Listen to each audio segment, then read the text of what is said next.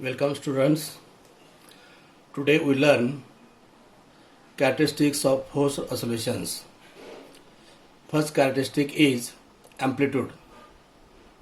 The amplitude of the force oscillation is given by equation A equal to F naught upon root K minus mq square bracket square plus r square q square, where we have K equal to m omega square, where omega is the angular frequency of the body.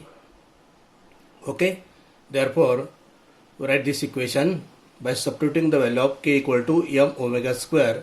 Therefore equation becomes A equal to F naught upon root in bracket m omega square minus m q square bracket square plus r square q square.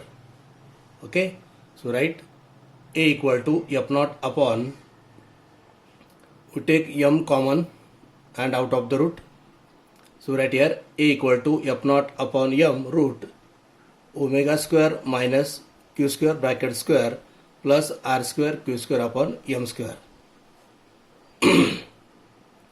Thus the amplitude is independent of the time, but it depends on r and omega square minus q square. Amplitude increases as omega square minus q square decreases and r decreases. The variation of the amplitude A with angular frequency of applied force is shown in this figure. So along y-axis there is amplitude and along x-axis there is a driving frequency. So this graph shows the first curve where r is high, so sharpness is less. When r is medium, then sharpness increases, and when r is low, then curve show more sharpness. So this is the variation of amplitude with frequency. So this is the first characteristic. Then next is phase. The phase of oscillation is given by equation tan phi equal to rq upon k minus mq square. So again we substitute the value of k m omega square, then phase becomes tan phi equal to rq upon m in bracket omega square minus q square. Thus the phase depends on difference omega square minus q square and r. Okay, and third characteristic is frequency. The angular frequency of force oscillation is the same as that of the forcing angular frequency q. Thus the frequency of the force oscillation is q upon 2 pi. Force oscillations are executed as long as external periodic force acts on the body. If the external force is withdrawn, damped oscillation with diminishing amplitude occurs. Okay, so these are the three characteristics of the force oscillations. Okay, now next we see the remarkable phenomena, that is the resonance. We shall now discuss the remarkable phenomena of great importance throughout physics that occurs when an oscillator is subjected to an external periodic force by an external agency. This phenomena is called as the resonance. The most striking features of an oscillator is the way in which periodic force of external size produces a very different results depending on its frequency. In particular, if the force frequency is made very close to the natural frequency of an oscillator, then the amplitude of the oscillation can be made very large by application of small periodic force. This is the phenomenon of resonance. Thus, when frequency of the applied force is equal to the natural frequency of an oscillator, it oscillates with maximum amplitude, and this is called as the resonance. As the natural frequency of the oscillator differs more and more from the forcing frequency, the response becomes less, so that the amplitude and energy of oscillation become less. Now here there are some examples which occurs widely in natural and in technological applications. The first is emission and absorption of light. Second is lasers. Third is tuning of radio and television sets. Next one is mobile phones. Next is microwave communications. Then machine building and bridge design. Next is musical instrument. Next is medicine, nuclear magnetic resonance. Then X-ray and hearing. And next is MRI, that is magnetic resonance imaging. Okay. Now there are three types of resonance. First is the mechanical resonance. The example is child swing. Then electrical resonance. Example is radio tuning circuit contain LC circuit where resonance will be created. And third is the optical resonance. An example of this optical resonance is the sodium vapor lamp. Okay. Now next we see Barton's pendulum. Forced oscillations and resonant oscillations are easily demonstrated with a set of Barton's pendulum. Now here is figure in which a long string AB is staged between two rigid supports. Okay. Pendulums OP, O1 P1, O2 P2, O3 P3 and O4 P4 are suspended from the string AB as shown in this figure. The pendulum OP is heavy and has the length L. So this is the pendulum OP. It has the length L. Other pendulums are light and have different lengths. The heavy pendulum is set into oscillations. It exerts a periodic force on the remaining pendulums. These pendulums execute forced oscillations of the same frequency as that of the heavy pendulum. In general, other pendulums have different amplitudes and phase. However, the pendulums O3 P3 and OP have the same length, and therefore it executes resonance oscillations with the maximum amplitude. Thus, a set of Barton's pendulum is an arrangement with which mechanical resonance can be easily demonstrated. So, this pendulum OP and O3 P3 have the same length. So, this pendulum O3 P3 oscillates with maximum amplitude, creating the resonance. Okay. Next, we consider types of resonance. The mechanical resonance has two types. First is amplitude resonance and second is velocity resonance. Okay. First we see amplitude resonance. The amplitude of forced oscillation is given by the equation is A equal to F naught upon M root omega square minus Q square bracket square plus R square Q square upon M square. Okay. The amplitude is maximum when denominator of the above equation is minimum. Okay. So this is maximum when this denominator is minimum. The denominator depends on the driving frequency Q. The condition for minimum denominator is we take differentiation, that is d dq of in bracket omega square minus Q square bracket square plus R square Q square upon M square equal to 0. So this is the condition for minimum denominator at which the amplitude becomes maximum. Okay. So we differentiate this equation.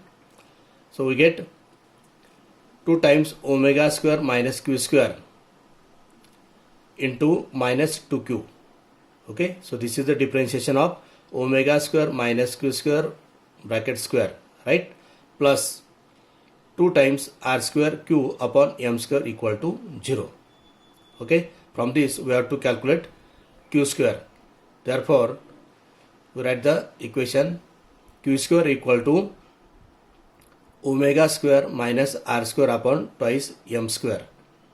Okay, by simplifying this equation, we obtained q square equal to omega square minus r square upon twice m square. Therefore, lastly we write q equal to root omega square minus r square upon twice m square. Okay, this is the angular frequency of force oscillations at which the amplitude is maximum. This frequency is called resonant frequency. Okay, when the damping is very small, we can neglect the term r upon twice m. So we get q equal to omega, right? Thus, for low damping, the amplitude of the oscillation is maximum when the angular frequency of applied force is equal to the natural frequency of the body. So this is the condition, q equal to omega, at which amplitude becomes maximum. This phenomena is called amplitude resonance. Okay. So in following figure, which shows variation of the amplitude with the driving frequency q. When the frequency of applied force increases from smaller value, the difference omega square minus q square decreases and the amplitude increases at q equal to omega.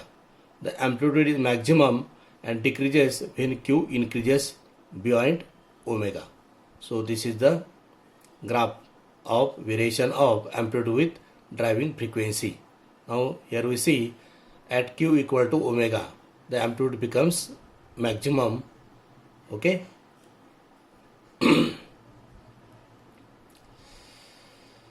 So we write the condition, when q equal to omega, the amplitude is maximum and is given by A max equal to f naught upon m root omega square minus omega square bracket square plus r square omega square upon m square.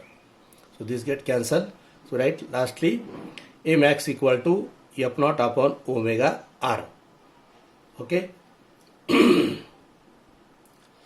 Thus A max is inversely proportional to the damping coefficient r.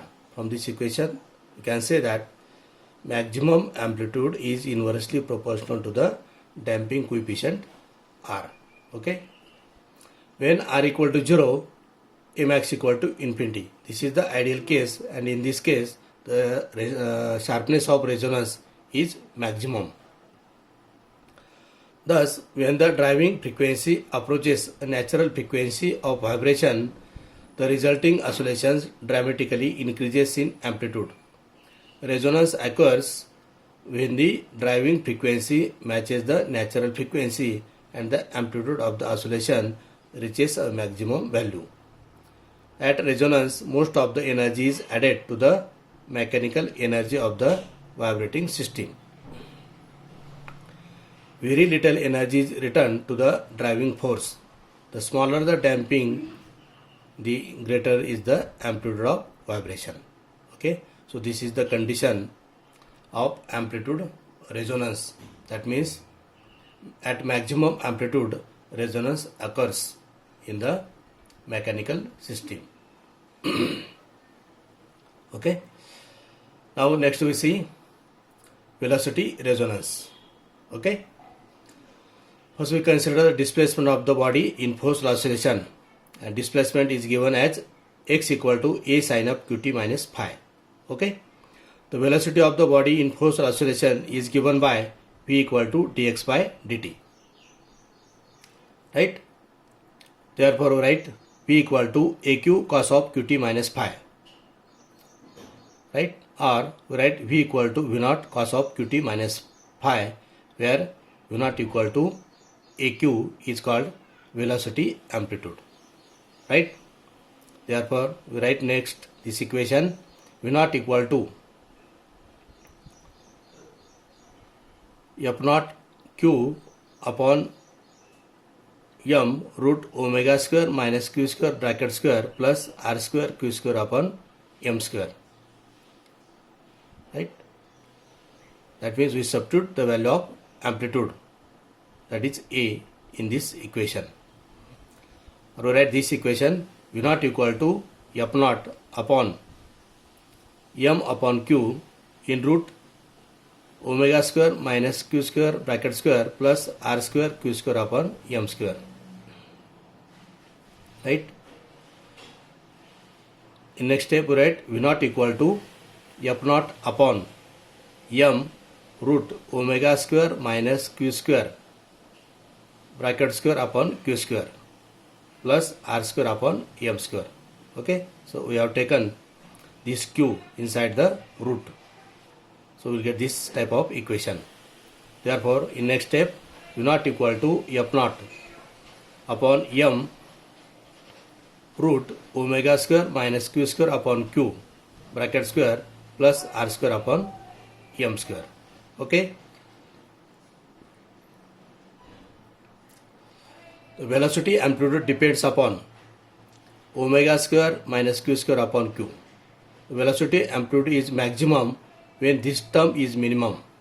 The condition for minimum denominator is, we can write this, d dq of omega square minus q square upon q bracket square plus r square upon m square equal to 0. So differentiate this equation with respect to q, so r square upon m square can be neglected. Right? So write this d dq of omega square minus q square upon q bracket square equal to 0. We take differentiation d dq of omega square upon q minus q bracket square equal to 0, and then the differentiation is 2 times omega square upon q minus q into minus omega square upon q square minus 1. Okay, here 1 upon q, differentiation of 1 upon q is minus 1 upon q square, so we'll get this type of equation. Right, so in next step we write minus 2q.